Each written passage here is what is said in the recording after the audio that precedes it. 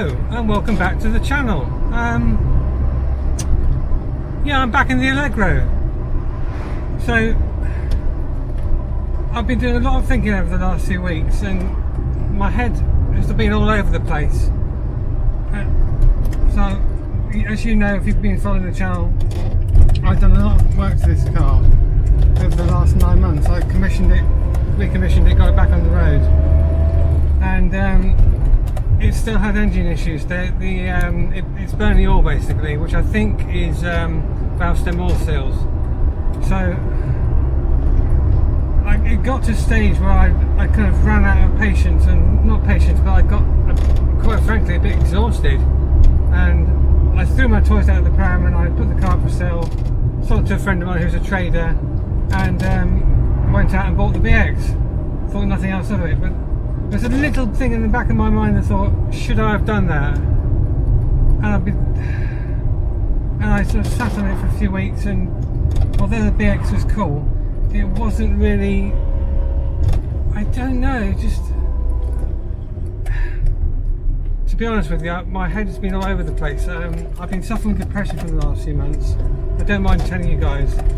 And my feelings and emotions have just been up and down like a yo-yo.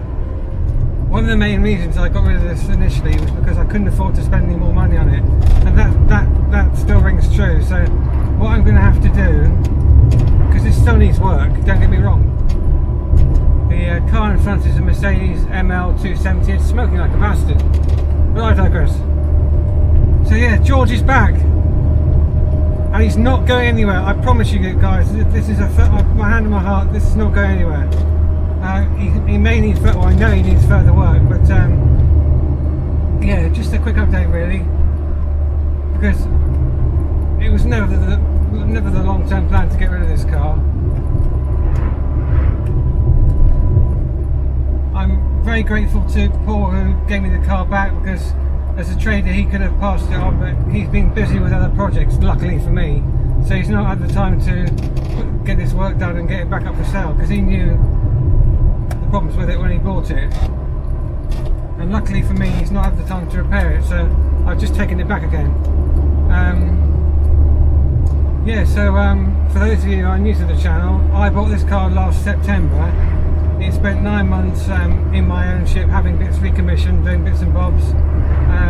I'd gone over the whole car top to bottom. I was 98.5% there, but because of the running issues I sold it. Well, it runs and drives, so it's going to be my daily again. If the problems with the running should get worse, I'm going to have to buy a second car. I'll get a little banger, but all my money is tied up in this car at the moment, so I can't really afford to spend too much more on a second vehicle. So yeah, that's it. So I'll pull over somewhere, and for those of you who haven't seen the outside of this car, I'll show you it for the first time. For the second time. So yes, I'm back with George. Good news, and this car's not going anywhere. Hand on my heart, promise. I'm so glad to have this car back. A few things to do yet. I suspect it's the valve stem oil seals. Worst case scenario, I'm going to have to change the cylinder head. Yes, so let me show you around this little car. Soak up that 70s awesomeness. So this is a 1979 Austin Allegro Series 2, for those who don't know. By the time the Series 2 had come out, it lost the famous quartic wheel, which made them so famous. This is in russet brown, and it's a 1275 Super Deluxe. So it has the popular A-Series mini engine under the bonnet. You could buy these with larger engine capacities, but this is the preferred engine of choice for those who drive classic minis. Fortunately, this one's not been stolen and donated to another car. It's currently displaying its original last tax disc. This is actually the last time it was on the road, 1981. And after that date, it sat in the barn for the best part of 40 years before the previous owner collected it. It was actually bought as a parts car, but then he decided it was too good to scrap and put it up for sale. And so to under the bonnet, here lies the 1275 A-Series engine. That's fitted to a lot of British labelling cars.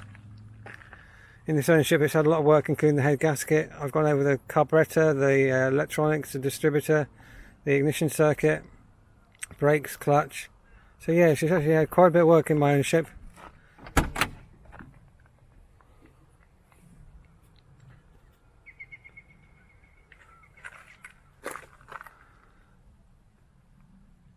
And we think that's a genuine 26,000 miles.